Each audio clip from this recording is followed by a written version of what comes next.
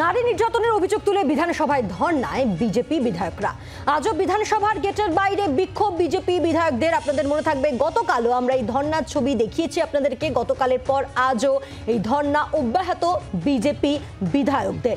মূলত রাজ্যে আইনে শাসন নেই, চোপড়া কাণ্ড, মাথা ভাঙা, এই সব ইস্যুকে সামনে রেখেই বিজেপির মহিলা বিধায়কদের এই ধর্না কর্মসূচি চলছে আজও। গতকালও এই ধর্না কর্মসূচি চালিয়েছিলেন বিজেপির মহিলা বিধায়করা। অগ্নিমিত্রা পল ছিলেন, আজও তার নেতৃত্বেই মূলত এই ধর্না কর্মসূচি চলছে এবং সেখানে দাবি জানানো হচ্ছে যে মুখ্যমন্ত্রী মমতা বন্দ্যোপাধ্যায় ইস্তফা দিক। তিনি এই দাবি উঠছে এই ধর্না থেকে, কারণ রাজ্যে মহিলাদের উপর অত্যাচার হচ্ছে, রাজ্যে গণপিটুনি চলছে, এই অভিযোগ বিজেপির। এবং এই অভিযোগের প্রেক্ষিতেই প্রতিবাদ জানাতে বিজেপির মহিলা বিধায়কদের এই ধর্না কর্মসূচি বিধানসভাতে গতকালের পর আজও। কথা বলবো, আমাদের সঙ্গে সরাসরি রয়েছেন আমাদের প্রতিনিধি শ্রেয়সী গাঙ্গুলি রয়েছেন আমাদের সঙ্গে। শ্রেয়সী, গতকালের পর আজও বিজেপির মহিলা বিধায়কদের এই ধর্না অব্যাহত রয়েছে বিধানসভায়।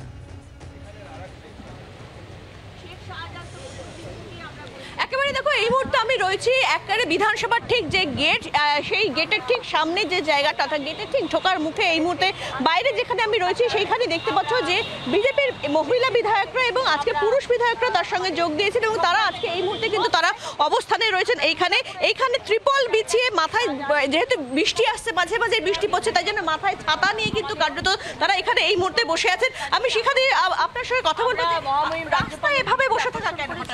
দেখুন, কালকে আমরা বসেছিলাম ভেতরে। আমরা চাই বিচার হোক।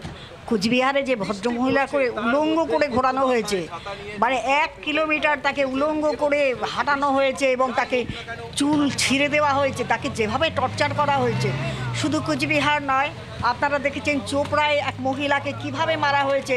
এবং ওখানকার মানে যিনি নাকি এমএলএ হামিদুল ইসলাম, হামিদুল বাবু বলছেন যে ওটা নাকি ইসলামিক রাষ্ট্রে হয়। তো উনি কি ভেবেছেন এটা ইসলামিক রাষ্ট্র নাকি? আমি সেটাই বুঝতে পারলাম না। তা বলে অগ্নিদি একটা বিষয় বলুন, তা বলে ভেতরে গতকাল আপনারা ভেতরে বসেছিলেন, আজকে একবারে রাস্তার উপরে বিধানসভায় এইভাবে বৃষ্টির মধ্যে ভিজে ভিজে কেন? দেখুন, ভারতীয় জনতা পার্টির কার্যকর্তারা আর বিধায়করা তারা বৃষ্টি, বাদলা, খরা, সুনামি কিছুকেই আমরা ভয় পাই না।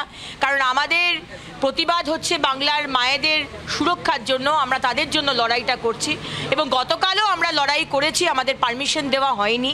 স্পিকার মহোদয় দ্বিচারিতা করছেন, টিএমসি যারা এখনো বিধায়কই হয়নি অফিসিয়ালি তাদেরকে উনি পারমিশন দিচ্ছেন, তাদেরকে দিন, অসুবিধা নেই। কিন্তু আমাদের ইস্যুটাকে ছোট করে তিনি বলছেন না আমাদেরকে দেবেন না। তা সত্ত্বেও আমরা কালকে আন্দোলন করেছি, আপনারা সেটা দেখিয়েছেন। কিন্তু আপনারা দেখাবার সাথে সাথে যেই মাত্র স্পিকার মহোদয় ঢুকলেন অ্যাসেম্বলিতে, উনি আপনাদের নির্দেশ দিলেন আপনারা বাইরে চলে যাবেন ক্যামেরা নিয়ে। এবং আজ সকাল থেকে উনি বলেছেন আপনারা ক্যামেরা নিয়ে ভেতরে ঢুকবেন না। কেন? স্পিকার মহোদয় কি ভয় পাচ্ছেন যে আমাদের আন্দোলন সারা পৃথিবীর মানুষ, সারা ভারতবর্ষের মানুষ জানতে পেরে যাবে? জানুক, জানার সময় এসেছে, তাই আমরা রাস্তায় বসে কলকাতার মানুষ, পশ্চিমবঙ্গের মানুষ, ভারতবর্ষের মানুষ, সারা পৃথিবীর মানুষ জানুক যে মমতা ব্যানার্জি মহিলা মুখ্যমন্ত্রীর রাজ্যে, সেখানে মহিলাদেরকে উলঙ্গ করে রাস্তায় ঘোরানো হয়, সেখানে সালিশি সভা বসে, ক্যাঙ্গারু কোর্ট বসে, সেখানে মব লিঞ্চিং। কিন্তু বৃষ্টির মধ্যে ভিজে ভিজে চন্দনা এইভাবে কতক্ষণ চলবে? কি বৃষ্টির মধ্যে ভিজছেন আপনারা এই মুহূর্তে? দেখুন, সাধারণ মানুষের জন্য, পশ্চিমবঙ্গের মানুষের জন্য, বিশেষ করে মায়েদের জন্য বৃষ্টি কেন, এখানে যদি প্রখর রৌদ্রও থাকতো তা আমরা এখানে বসে থাকতাম। কারণ পশ্চিমবঙ্গের মায়েদেরকে আমরা সুরক্ষা দিতে চাই এবং তাদেরকে সুরক্ষিত রাখার জন্য আমরা, সাধারণ মানুষ আমাদেরকে ভোট দিয়ে জিতিয়েছেন, সাধারণ মানুষকে তাদের ন্যায্য অধিকার ফিরিয়ে দেওয়ার জন্য, পাইয়ে দেওয়ার জন্য, তার জন্য জল হোক, ঝড় হোক, বৃষ্টি হোক, রোদ হোক, আমরা রাস্তাতে আছি, ছিলাম এবং থাকবো ভবিষ্যতে। এই মুহূর্তে দেখতে পাচ্ছ যে চিত্র, সেটা দেখিয়ে দিই, সেটা দেখতে পাচ্ছ যে এখানে বিজেপির যারা বিধায়করা রয়েছেন, মহিলা বিধায়করা রয়েছেন, পুরুষ বিধায়করা রয়েছেন, তারা কিন্তু এই মুহূর্তে এইখানে বিধানসভার সামনের যে জায়গা, সেই জায়গায় কিন্তু এই মুহূর্তে তারা ঠিক ঢোকার মুখের যে জায়গা, সেইখানে কিন্তু এই মুহূর্তে তারা বসে রয়েছেন, অবস্থানে বসেছেন।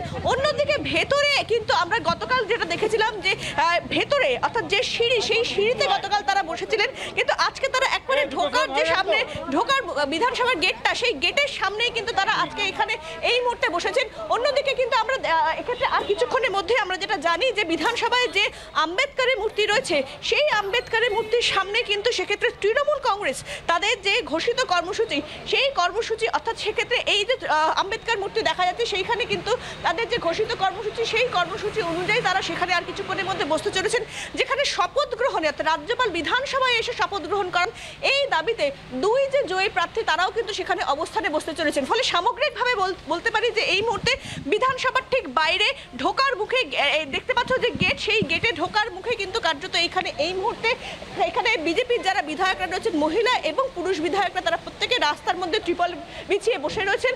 কোচবিহারের ঘটনা এবং অন্য যে ঘটনা ঘটেছে চোপড়ার ঘটনা সেই দুই ঘটনার প্রতিবাদে কিন্তু তারা এই মুহূর্তে এখানে বসে রয়েছেন এবং কার্যত রাস্তায় বসে বৃষ্টিতে ভিজে এই মুহূর্তে তারা এখানে প্রতিবাদ জানাচ্ছেন।